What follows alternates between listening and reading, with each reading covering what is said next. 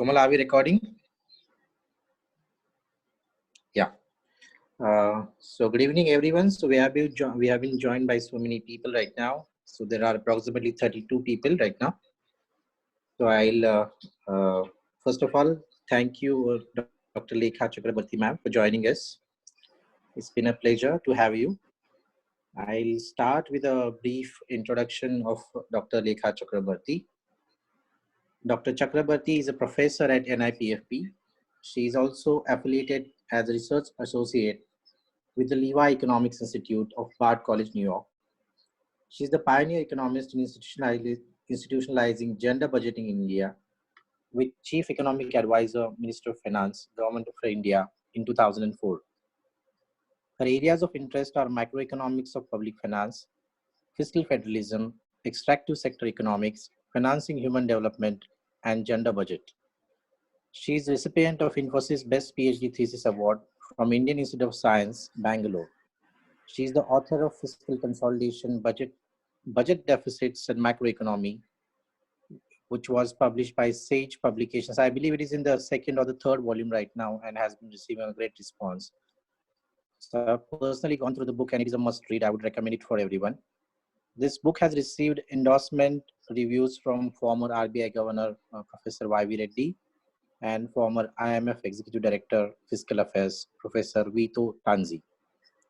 She's also the co-author of the book, Social Sector in Decentralized Economy, India in the Era of Globalization, which was published by Cambridge University Press in the year 2016.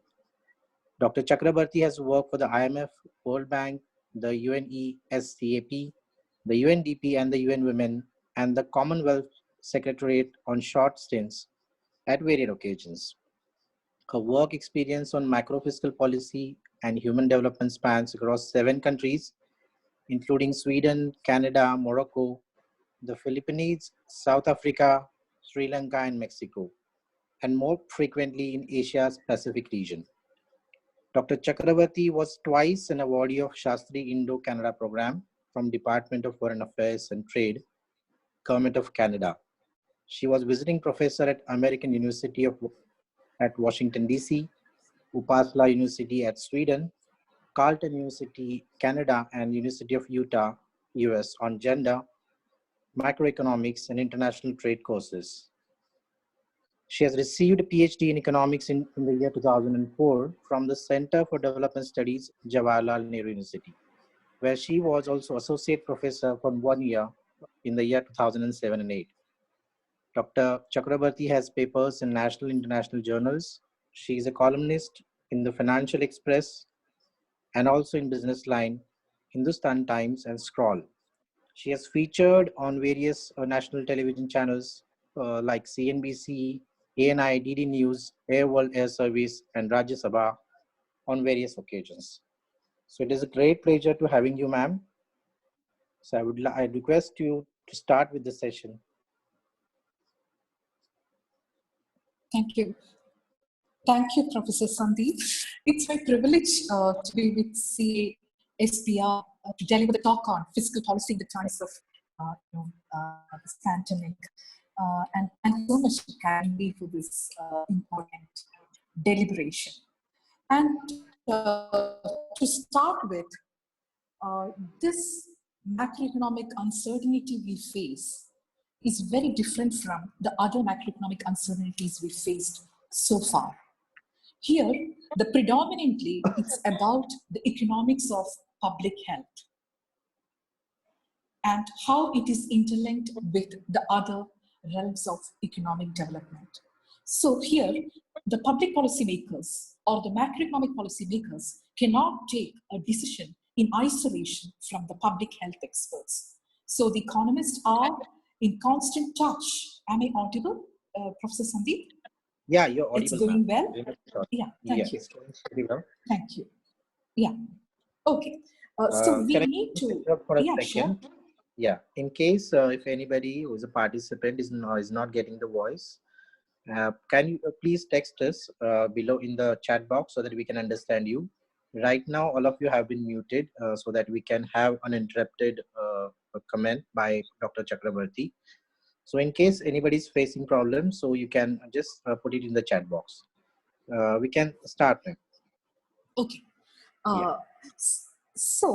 What I was trying to say is that it's not that economists can take any policy decision in isolation in case of this, unlike the macroeconomic crisis which happened earlier, including the global financial crisis. So here, as a policy response, what has happened is we have given importance to life in the question of life versus livelihood.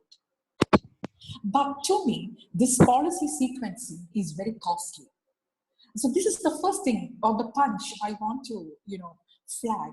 Because in the policy making process, if you give more importance to life and then we will talk about livelihood, it's going to be very costly, because to me, this is a crisis of life versus life. What I mean to say is that, of course, we need to focus on public policy decisions regarding protecting life.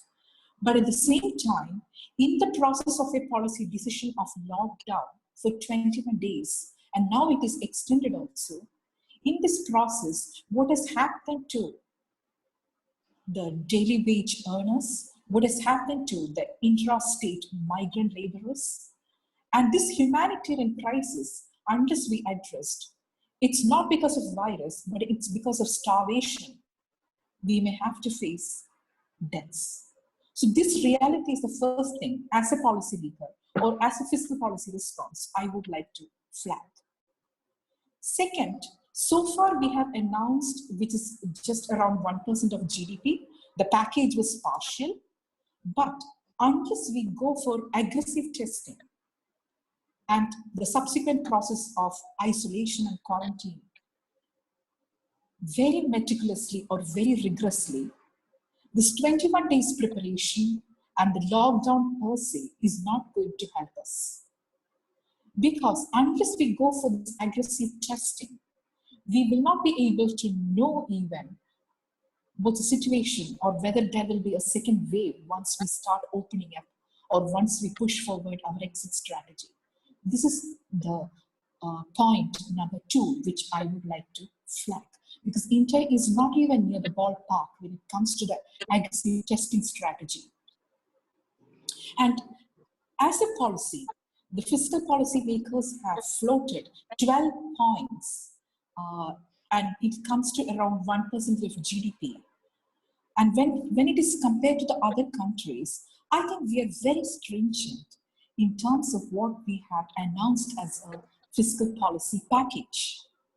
And given today's announcement by the RBI governor on the monetary package 2, I expect that there will be a fiscal policy, the COVID response package 2 very soon. When you compare the numbers to United States, which is 10% of GDP, and also in case of other, the Asian countries like Japan, which was 20%, and Malaysia, which is 16%, our COVID response package by the fiscal policy authorities was just 1% of GDP. So it is not in terms of the quantity what I'm speaking of. Regarding the package, what was the content of the fiscal policy response we offer, that also requires a relook. Having said that, we need to flag what could be the financing pattern of this fiscal policy response. Because even before the corona or the COVID hit Indian economy, we were having constrained fiscal space.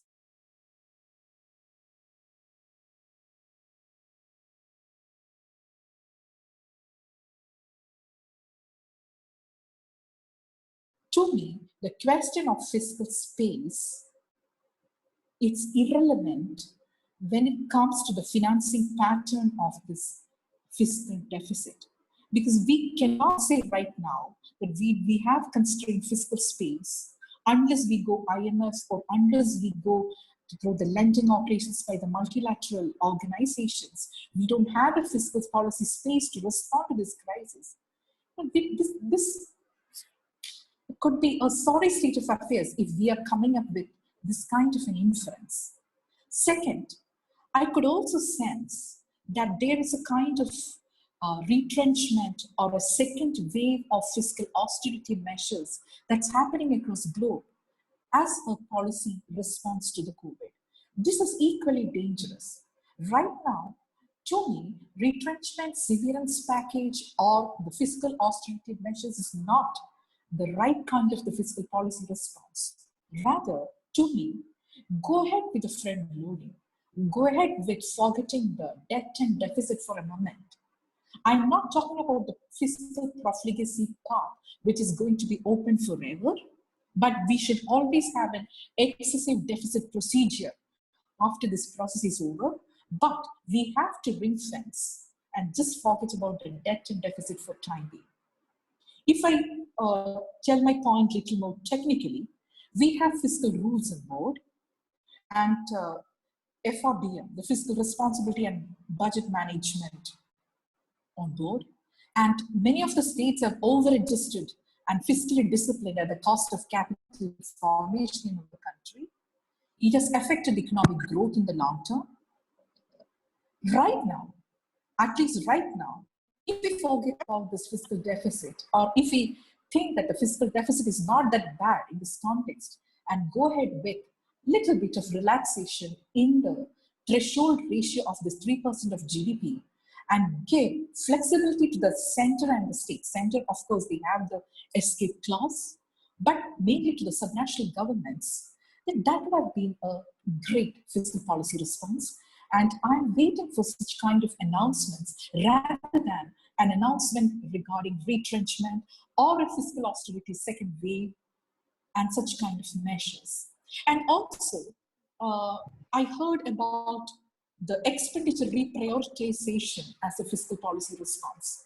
Instead of going for a relaxation in the deficit threshold ratio, we are going for a reprioritization of expenditure, like what could be the fiscally profligate expenditure at the moment? How can we take the resources from this sector and that sector and come out with a package within the existing resources, how we can reprioritize. So this is another time, but this is not the time to go through all the 52 demand for grants for that strenuous exercise, because to me, this is the time to go ahead with not the levels of fiscal deficit, but play around with the financing pattern of the fiscal deficit. What I mean is, already there is a huge pressure from a few economists to go for a sewerage financing of deficit. It's kind of, you are money financing your fiscal programs. And during the times of crisis, I think we can think about this money financing of fiscal programs. We have controlled money financing of fiscal programs in the late 80s because it was inflationary at that time. And we were worried about our high-powered money. To control the high-powered money, we have shifted the financing pattern of fiscal deficit from sewerage to bond financing. But I do agree that excessive mode of any kind of financing deficit do have its own macroeconomic consequences. Like if you go for more bond financing, then of course the pressure may or may not be on the interest rate, and all this crowding in, crowding out question arises. And if it is sewerage financing, you think about the inflationary pressures in the economy. But right now, I don't think that it's going to create huge inflation. And also we have models like a fiscal sewerage Laffer model, which gives us what could be that optimal level of fiscal sewerage or the monetary sewerage we can have in our economy, in the decision-making process, and finance the deficit, which is non-inflationary. We can have that threshold point using this Laffer curve of the fiscal sewerage. So that's problem is also solved, that if you are telling me that it's inflationary. This is one thing I would like the fiscal policy makers and the public policy makers to think about, the financing pattern of deficits. Otherwise, if we stuck to the levels of deficit, and if we are trying to respond to the COVID by put forward a very stringent package, I think we will not be able to succeed in the long term, because we need policy components in terms of addressing the public health, in terms of addressing the intrastate, intra-country, interstate migration crisis. And we need money to talk about the impact of the policy response on the small firms. And we need money to tackle other kind of humanitarian crisis. So in this case, increasing the size of government, going for a relaxation in the threshold limits of fiscal deficit, these are important decisions to be taken. And having said that, if I look at the existing budgets, budget credibility is another important question when it comes to the COVID fiscal policy response. What I mean by the budget credibility is the existing budget, if you look at even the union government 2020 budget, if you look at, you can see that there is a huge deviation between what is budgeted and what is actually spent.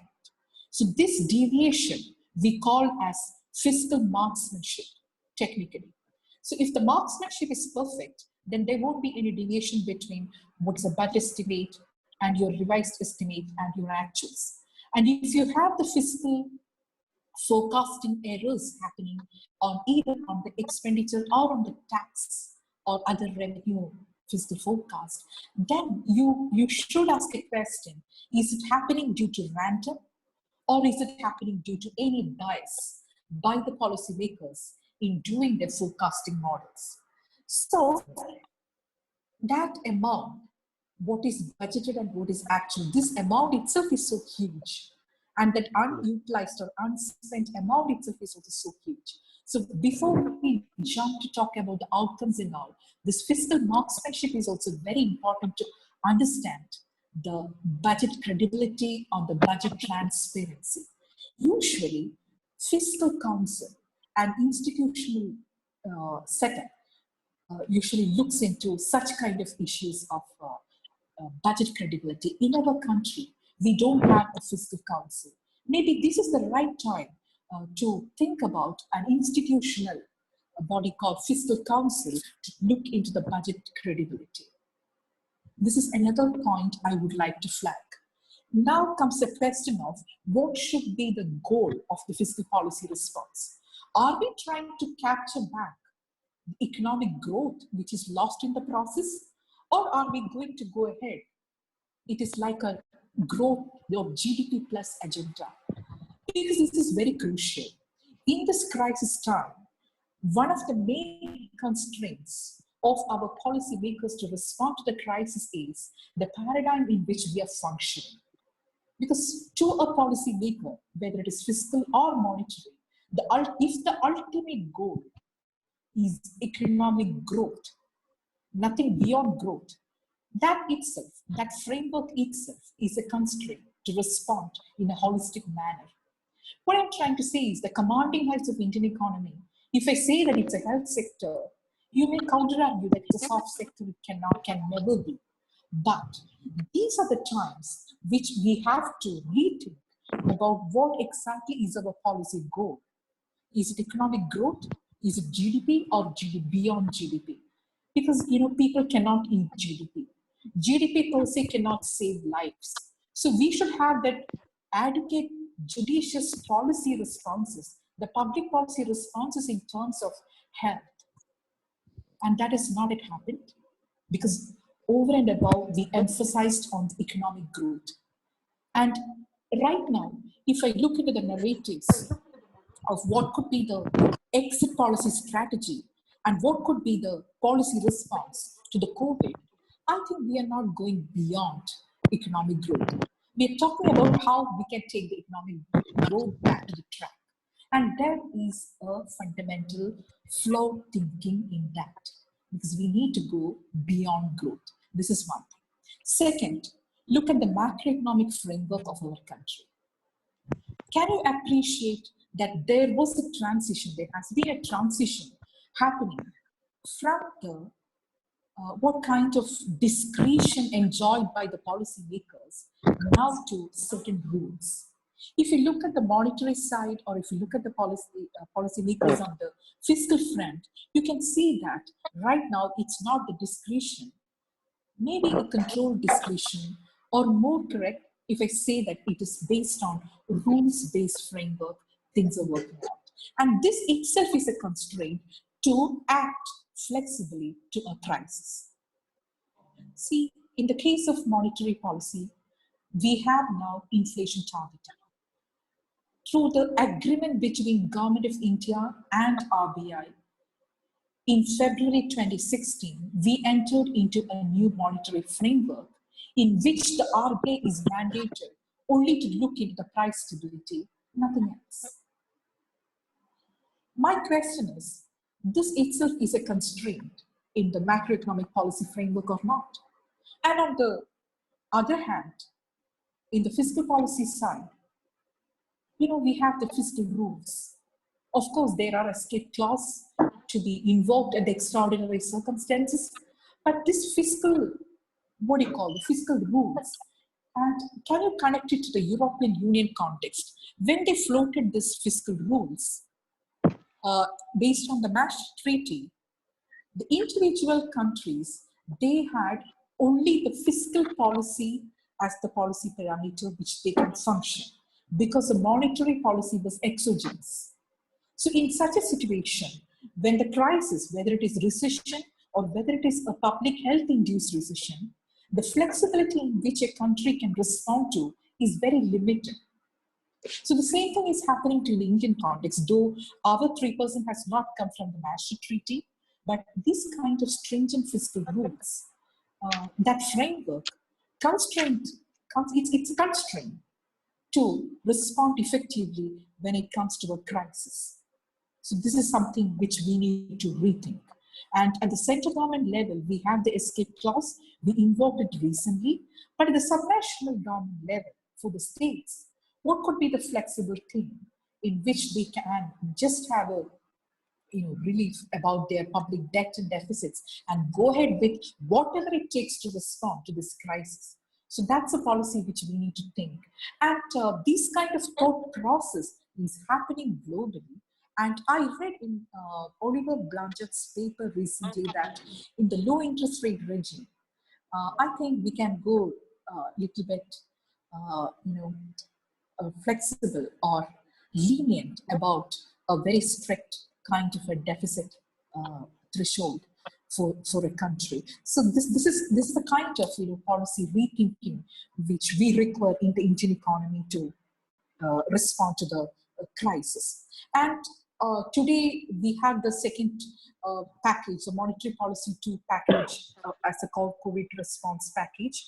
And here what was announced was to improve the liquidity. But to me, monetary policy authorities have lots of limitations when compared to the fiscal policy authorities in terms of responding to a crisis. What I mean is the tool or the instrument in which the monetary policy authorities now function is mainly the policy rates, the repo rates. Adjusting the repo rates, can we trigger the economy or can we respond to the crisis? That has severe limitations. Of course, we have not reached a zero bound interest rate or a negative interest rate regime like in the case of other countries. But still, using monetary policy tool to respond to a crisis, I think there are limitations. This also gives a redominance to the fiscal policy authorities to, be the first movers in a crisis. And there could be two ways to deal with this. One is the monetary policy authorities be the first movers with the central bank independence and the fiscal policy follows. And one plus in monetary arithmetic in which the fiscal policy authorities move first. They could be the first movers and the monetary policy follows. So this kind of an arrangement is what a group of economists is trying to push forward, rather than going for an external financing of deficit. Because going for debt servicing, going for foreign aid, or going to IMF, that's a different kind of a path.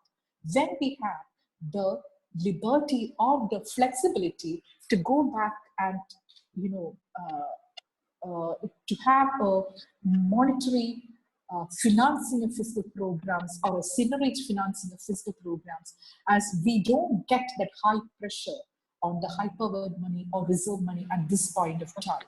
So that's what I flag. Like, if the question of internal versus external kind of financing, I would prefer that India should go for internal financing of deficit than going IMF or for a foreign aid or a debt servicing, and that kind of a rich vocabulary once again opening in the Indian economy. You know, it's very alarming, or it's very disturbing for me.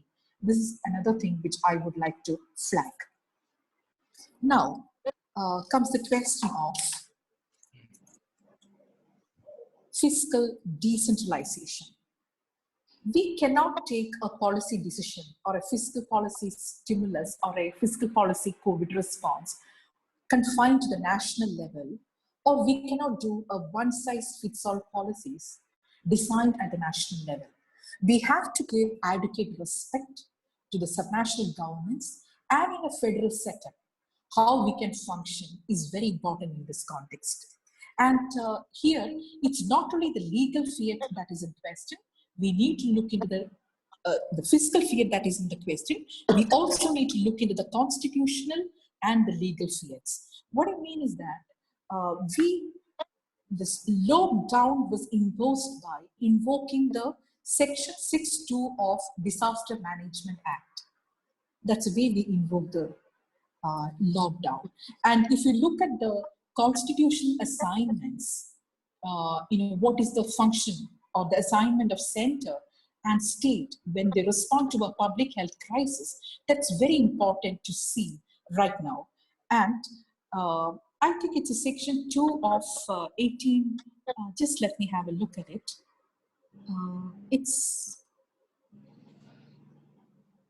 I'm just looking at that act which came in.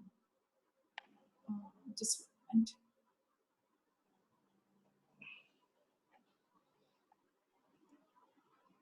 Yes. If you look at the Constitution, and if you focus on the public health, it's a state subject. So here, the matters concerning the prevention, containment, and treatment of the epidemic, that should be dealt by the states. And this is what I was searching for. It's a special law.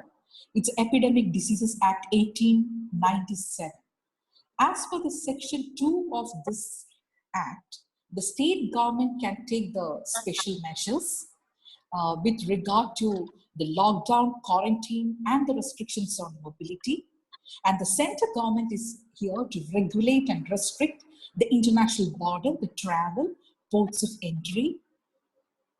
So here, what could be that judicious cooperative federalism in which we need to float the fiscal policy response is very important, rather than being mutually exclusive in designing the policies to as a policy response to COVID. This is very relevant, because right now what's happening is it's mutually exclusive. There's no policy coordination between the center government and the state governments in its response, and rather it's very conflicting. And we get very good examples in the case of in Kerala. They have flattened the curve, and that's a good thing. And it's an internationally acclaimed model which has happened. But those kind of models can we replicate to the other parts of our country, or are we focusing on mutually exclusive fiscal policy response? This is another thing which is bothering me. And I don't know why, when WHO is asking us to go for test, ICMR is quite reluctant in doing that. And we are already late in taking adequate policy responses to this. And this is one area in which we need to focus. Otherwise, this lockdown regime, when the exit strategy is introduced, I don't think that we will be able to respond to the crisis effectively. Now, if you look at what was the policy response or what was the fiscal policy package that was announced, I think they have given importance to the basic income more than the participation income. Participation income, of course, we cannot go for participation income by involving in an economic activity when the prime mode of policy response is locked up. So the right thing is to have the basic income transfers, but it was not adequate. And we need to increase or strengthen the universal basic income to respond to this crisis. And at the same time, we cannot dry up the employer of last resort policies, because once it gets dried up, then we won't be able to, reallocate finances for this employer of last policy when the crisis is over and as a post or an exit strategy or a post-COVID response. So this is another thing which we have to keep in mind the moment we go for basic income more than this participation income in the economy. So all the aspects of public financial management we need to look into to create an adequate package for COVID response rather than just focusing on the financial inputs alone. And I stop here and take questions. Thank you. Thank you, ma'am. So I'll see whether anybody is having any questions. You can put your questions in the chat box. We are having one question from Mr. Kamlesh Goyal. He wants to ask that you talked about regressive taxes in the initial part of presentation. He's asking who should be taxed and how. Can you repeat the question again? He was asking about the regress mode of taxing. Right. He's asking about regressive mode of taxing that you mentioned in the initial part. He's asking exactly who should be taxed and how it should be. Oh, okay. The point I was emphasizing was like there could be two ways to reach your deficit targets. One is the tax buoyancy, the other is expenditure compression. So if your taxes are not buoyant, tax buoyancy is nothing but the responsiveness of a particular tax to the economic growth. So if that value is not above one, you tell that it's not a buoyant tax. And if the tax buoyancy is not good, especially when you floated the structural reforms in GST, there were issues regarding the tax buoyancy. So what I was trying to say is that if your tax buoyancy is not good, you try to reach your deficit targets through expenditure compression. And beyond a point, that can lead to a humanitarian crisis as well, because its impact will be on capital formation of the country and the human development or human capital formation of the country. So it could be physical, it could be social infrastructure. So what could be the method in which you can increase the taxes? Of course, that's a big question. To me, tax administration is tax policy for India. So we have to focus more on the administration related issues to increase our tax revenue. I understand that there are fiscal forecasting errors on the tax projections or on the tax side. So if you look at these models meticulously, these are related to the administrative or the governance related issues or the technical related issues rather than increasing the avenues for more taxes. This is one thing. And second thing, regarding the revenue requirements, you can also focus on the non-tax revenue as well. And the non-tax revenue, you focus on your dividends from the RBI, you focus on very minor component, even then you can focus on the mining regime. These are the other kind of the revenue sources you can focus. And to a subnational government, another dominant form of revenue other than own taxes is the intergovernmental fiscal transfer. So the role of finance commissions in holding our country together and mitigating the regional inequalities especially in the times of crisis, is very important. And we need to focus on the intergovernmental fiscal transfer mechanism as well as a form of revenue requirements and how they decide the transfers in their final report in October. That is also quite crucial to understand the revenue requirement or the flexibility at the subnational government level. Is it okay, or Yeah, ma'am. We are any having so many supplementary questions. questions? Yeah. Yeah. So I have to ask you one question put in by Mr. Rajinder Bharat. So he's asking, what do you think is the best strategy to control unemployment in these times of COVID-19? Okay. You know, here He's the asking. policy strategy uh, uh, is lockdown. So we need to wait for the employment-related policy announcements. But Mr. Rajinder, your question is apt that as a post-COVID strategy, what could it be? For me, it's nothing, it's not a change, but it's a continuity of what we call as employer of last resort policy. We have a very good policy, which is guaranteed people employment for 100 days. We need to look into revising the existing wage levels, not just 20%, what was announced on March 14th, because that's very insignificant. We need to think about it more. And we also need to focus on increasing the allocations, because if you look at the figures of last year and this year, I think around 10K, there was a drastic cut in the provision for the job guarantee scheme allocation. So such kind of things should not happen, but we already have.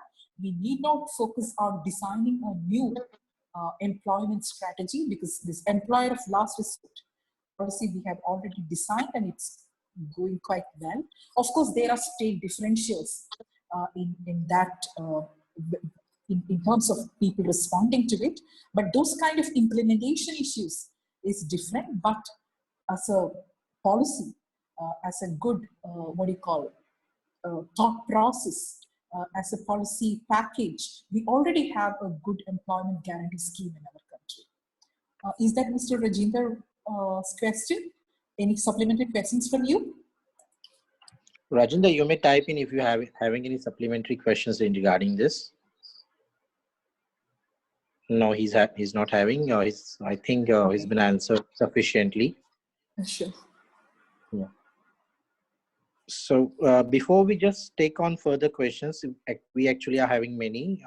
We would have to take a break because we would end on our recording, and by using the same link, we can join in again. Sure. Okay. So yeah, we would just have a break of 1 or 2 minutes, and we would again join in by using the same link that we have provided you. So we are closing the session right now, and we'll join in within 1 or 2 minutes. That's fine. Okay.